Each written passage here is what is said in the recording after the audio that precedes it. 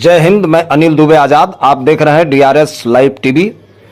आप इसे share, like और सब्सक्राइब करें। हाँ, बेल आइकन दबाना न भूलें ताकि आप जुड़े रहें देश दुनिया की खबरों के साथ साथ अपनी लोकल खबरों से भी, जहां खबरें छिपती नहीं दिखती हैं। नमस्कार, आप देख रहे हैं डीआरएस लाइव टीवी का जनमन की अदालत। मित्रों, आज ऐसा विषय लेकर आए हैं जिसमें मेरा मन कह रहा है कि मैं बोलूं धन्यवाद मोदी जी। ऐसा मैं इसलिए कह रहा हूं कि बड़े बड़े कांग्रेसी, बड़े बड़े जिम्मेदार पदाधिकारियों ने जो काम नहीं किया या जिसकी इच्छा शक्ति वो काम करने की नहीं बनी कि अपने घोषणा पत्र को घर घर पहुंचाए हैं, वो जिम्मेदारी तो राहुल गांधी की है। किंतु निचले लेवल के कांग्रेसियों का ज़मीर नहीं जागा कि भारत का इससे बढ़िया गारंटी पत्र, संकल्प पत्र अथवा घोषणा पत्र नहीं बन सकता। इतने बेहतरीन घोषणा पत्र यानी न्याय पत्र कांग्रेस का आने के बावजूद भी सब कुंभकर्णी निद्रा में है। अब प्रश्न ये है कि सब कुंभकर्णी निद्रा में है तो घर घर तक, हर जन तक ये बेहतरीन घोषणा पत्र कैसे पहुंचे?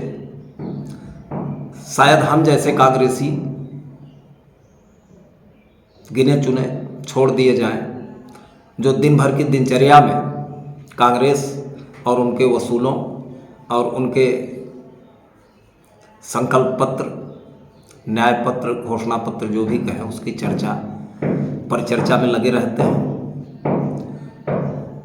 बावजूद इसके कांग्रेस की बदौलत तो घर घर न्याय पत्र नहीं पहुंच पाया। किंतु हम कहेंगे धन्यवाद मोदी जी, आपने वो काम कर दिया जो करोड़ों रुपए खर्च करके भी कांग्रेस न कर पाती।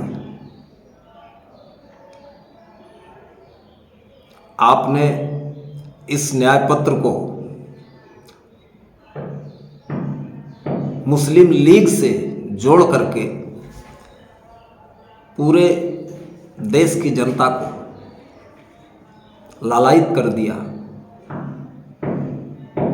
उनको मजबूर आपने कर दिया पढ़ने के लिए कि आखिर इस न्याय पत्र में मुस्लिम लीग की छाप पड़ी है, ऐसा कौन से पैरा में है। लोग उस घोषणा पत्र को, उस न्याय पत्र को कई कई बार रिपीट कर करके पढ़ रहे हैं और खोज रहे हैं कि आखिर में इस न्याय पत्र में मुस्लिम लीग की छाप कहाँ है, या मुसलमानों के लिए विशेष तौर पर इस घोषणा पत्र में क्या लिखा है। इसे हिंदू और मुस्लिम देश का एक एक व्यक्ति पढ़ना चाह रहा है, तेजी से पढ़ा जा रहा है आपकी कृपा से। इसलिए एक बार पुनः हम ये कहेंगे धन्यवाद मोदी जी, आपने वो कर दिखाया जो कांग्रेसियों के बूते की बात नहीं थी। अब आगे बढ़ते हैं। आज मोदी जी ने सभा में एक और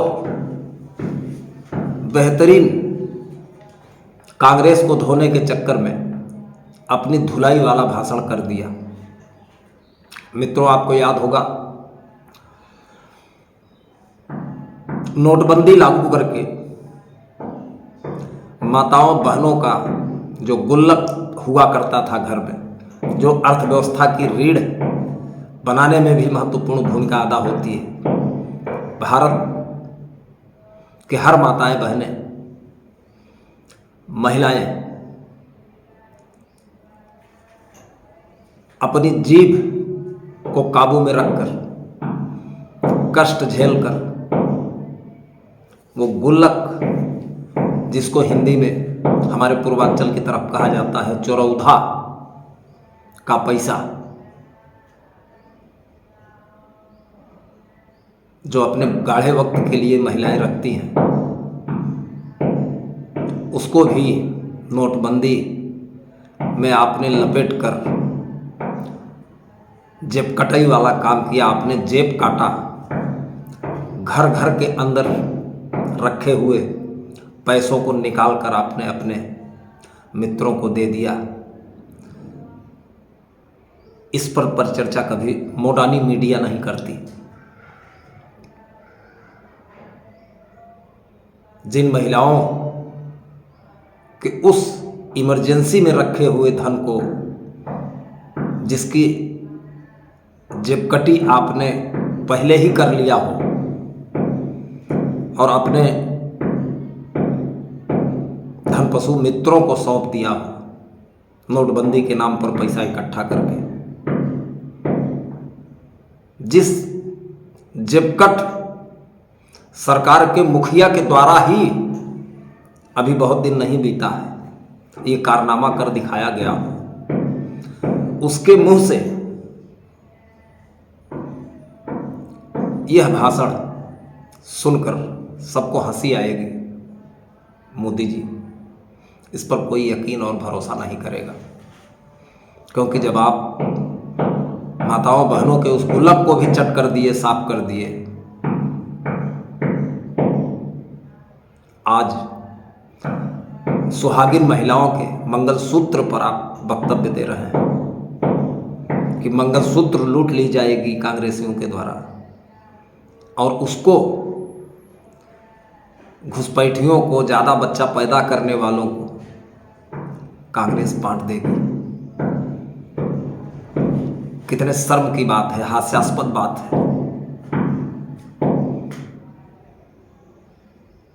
कि आपके मुंह से माताओं के मंगलसूत्र पर चिंता, आपकी मक्कारी भी महिलाएं समझने लगी हैं, क्योंकि आपको तो ज्ञान ही नहीं होगा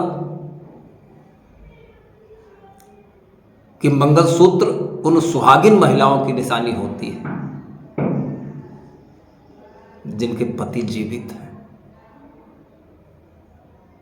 आपको तो सनातन से लेना देना नहीं है, हिंदुओं के धर्म से कोई लेना देना नहीं है, लेकिन आपकी धुरतई जरूर मक्कारी लोग समझने लगे हैं कि हिंदू मुस्लिम बांटते बांटते अब आप महिलाओं को भी बांटने का कुत्सित प्रयास करना शुरू कर दिया है।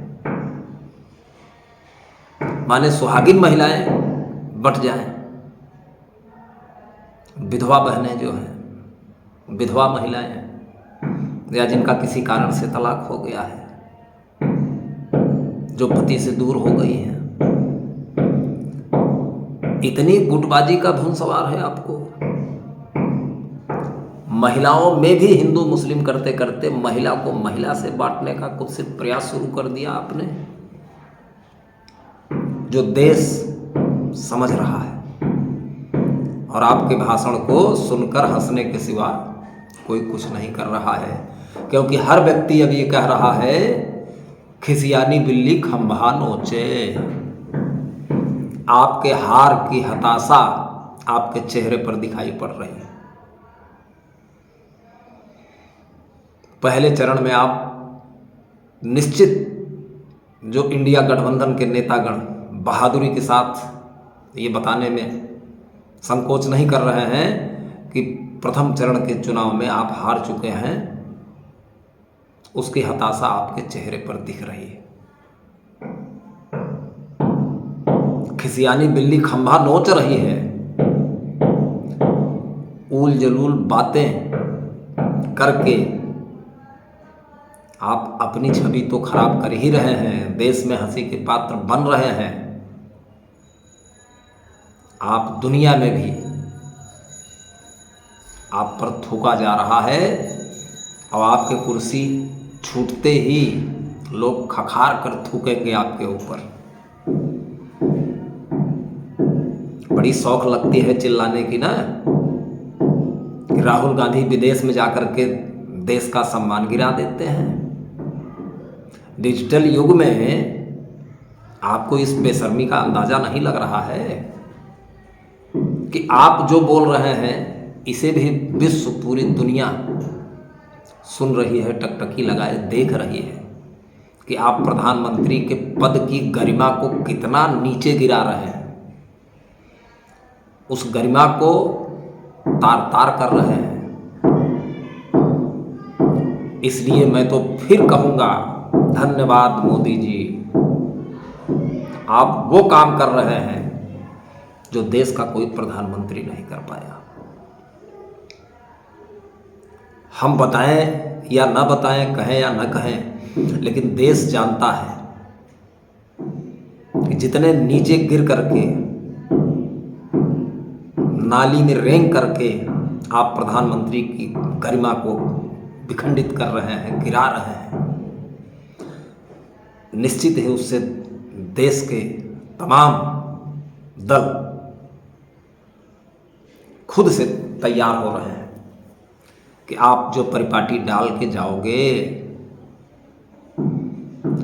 उस परिपाटी का मुकम्मल पालन आने वाले दल और आने वाली सरकारें भी आपके साथ करेंगी। लोकप्रिय मुख्यमंत्रियों को जेल में डालना, विपक्षियों को ईडी सीबीआई से डराना और फर्जी फंसा करके लोगों को जेल डालना, देश की सबसे पुरानी पार्टी, जो पार्टी ही नहीं एक विचारधारा भी है, ये देश जानता है।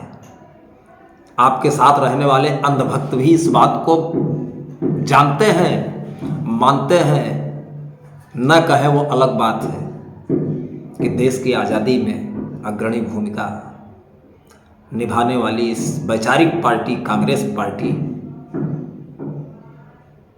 को कांग्रेस मुक्त नारा से जोड़ते हैं आप।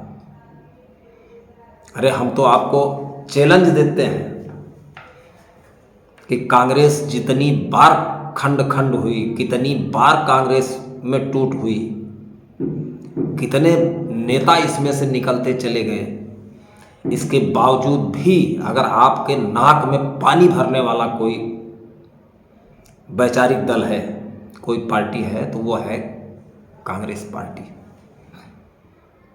और उसको लीड कर रहे, सल्यूट करूंगा, राहुल गांधी, जो सिर्फ राहुल गांधी नहीं है, वो भारत का गांधी है। राहुल नहीं, वो आंधी है, नए भारत का गांधी है, जो आपसे डट कर मुकाबला कर रहा है, जिसके दूर दूर तक डर नाम का कोई स्लोगन, कोई भी शब्द उसके पास नहीं फटकता, जिसे देखकर डर को भी डर लगने लगती है। और ऐसे लाखों करोड़ों राहुल गांधी के पद चिन्हों पर चलने के लिए नौजवान सड़कों पर निकल चुका है। अंडर करंट चल रहा है। मोदी जी अपनी व्यवस्था बनाइए। आप कहते थे ना झोला लेकर के निकल जाऊंगा, अब की झोला भी आपका चेक होगा। नीरव मोदी, तमाम देश के भगोड़ों की तरह आप भाग नहीं पाओगे। दुख हुआ आपके उन वक्तव्यों को सुन करके। और यहाँ तक कि मैं तो ये कहता हूँ, जो भी राष्ट्रभक्त है, अगर माँ बहनों में भी बंटवारा करने वाले ऐसे कुत्सित विचार का व्यक्ति अगर प्रधानमंत्री की कुर्सी पर फिर से आ जाता है, तो वास्तव में लोकतंत्र खत्म हो जाएगा। देश फिर से गुलामियों की बेड़ियों में जकड़ उठेगा। इसलिए 10 साल से 15 साल के भव चक्कर में, घन चक्कर में जिन नए वोटर्स को आपने फंसा करके, भ्रमित करके 2 पंचवर्षीय कुर्सी हथियाने में सफल हो गए ना। अब ऐसा नहीं हो सकता। इसलिए मोदी जी आप सावधान हो जाइए, नहीं तो आपकी एक एक जन्म कुंडली तैयार हो रही है। फिर मत चिल्लाना कि विपक्षियों के साथ बड़ा कुठाराघात हो रहा है, क्योंकि ये रास्ता आपने ही बनाया है। वो विपक्षी जो उस समय सत्तासीन हो चुके होंगे, वो आपके एक एक कारनामों को उदाहरण दे करके आपके साथ भी वही घटनाएं होंगी जो घटनाएं आप विपक्षियों के साथ कर रहे हैं। चुनावी बेला में ईडी सीबीआई एक्टिव हो रही है, 5 साल सोएंगे, मजे लूटेंगे। चुनाव में ED CBI, income tax, IT,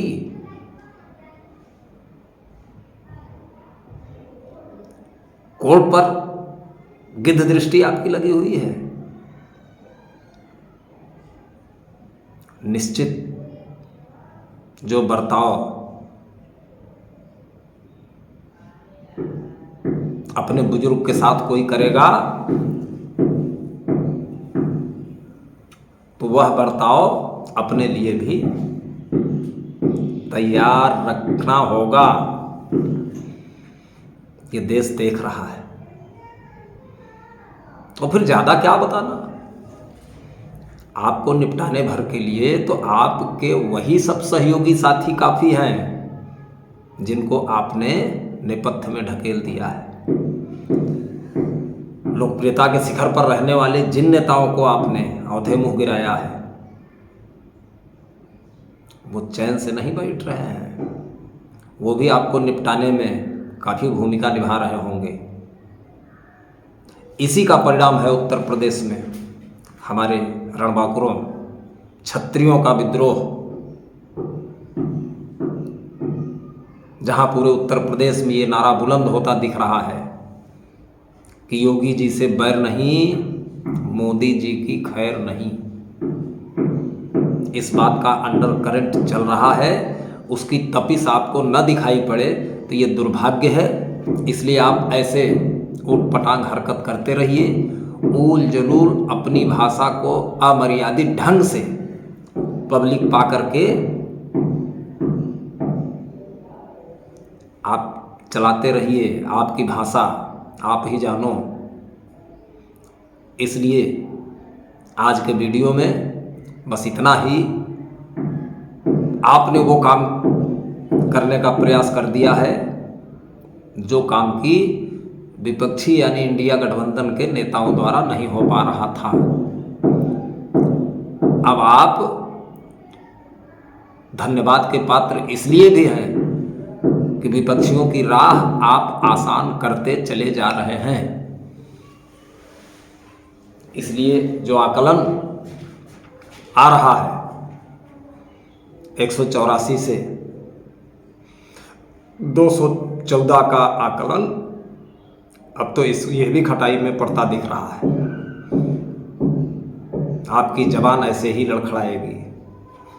देश में ऐसा कोई प्रधानमंत्री, इतना झूठा प्रधानमंत्री नहीं मिला। खुलेआम प्रधानमंत्री के मुंह से ऐसा झूठ कि मनमोहन सिंह ने कहा था कि देश की संपत्तियों पर सबसे पहला अधिकार मुसलमानों का होना चाहिए। मैं चैलेंज करता हूं, उन्होंने ऐसा नहीं कहा था। उन्होंने कहा था अति पिछड़ों, दलितों, आदिवासियों और अल्पसंख्यकों के लिए कानून बनेगा, क्योंकि इस देश की संपत्ति पर उनका भी दावा बनता है। दावा और अधिकार में लोगों को भ्रमित कर रहे हैं। वो बयान भी खूब वायरल हो रहा है मनमोहन सिंह जी का। बच्चा बच्चा उसको पढ़ रहा है और आपकी हंसी उड़ा रहा है, आपका माखौल उड़ा रहा है। आपने प्रधानमंत्री की कुर्सी को कलंकित किया है। जनता हिसाब मांगेगी आपसे। इतिहास गवाह है। कि जब तक आप सत्ता में हैं, लोग जानते हैं बहुत कुछ आपका नहीं बिगाड़ सकते, नहीं कर सकते, लेकिन तब लोग लड़े थे गोरों से। आज लोकसभा 24 का चुनाव जब हो रहा है तो जनता ये नारा लगा रही है कि तब लड़े थे गोरों से, अब लड़ेंगे आप जैसे चोरों से। ईडी सीबीआई की बदौलत इलेक्टोरल बॉन्ड का पैसा हजम करके अपने झूठे मक्कार प्रवक्ताओं से आप ये बताने का प्रयास कर रहे हैं कि सबसे ज़्यादा पैसा तो विपक्षियों को मिला है, मिला होगा, जबकि ये सच नहीं है। आपके पास पैसा लूटने के संसाधन थे। ईडी सीबीआई इनकम टैक्स जितने आपके प्रकोष्ठ फ्रंटल के रूप में कार्य कर रहे हैं संवैधानिक संस्थाएं, उनकी डर दिखा करके उनके माध्यम से आपने पैसा लूटा है। दुनिया का सबसे बड़ा घोटाला आपने किया है, इसका हिसाब देना होगा।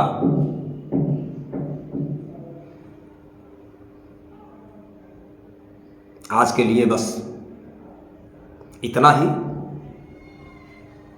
हम अपने दर्शकों को बता दें कि आज DRS लाइव टीवी के जनमन की अदालत में जनमन की बात करने के लिए हम आज उपस्थित हुए हैं। हम अनिल दुबे आज़ाद। नमस्कार। निवेदन है चैनल को सब्सक्राइब कर लें, बेल आइकन दबा लें ताकि आप हमसे जुड़े रहें देश दुनिया की खबरों के साथ साथ अपनी लोकल खबरों के लिए भी। जय हिंद, जय भारत।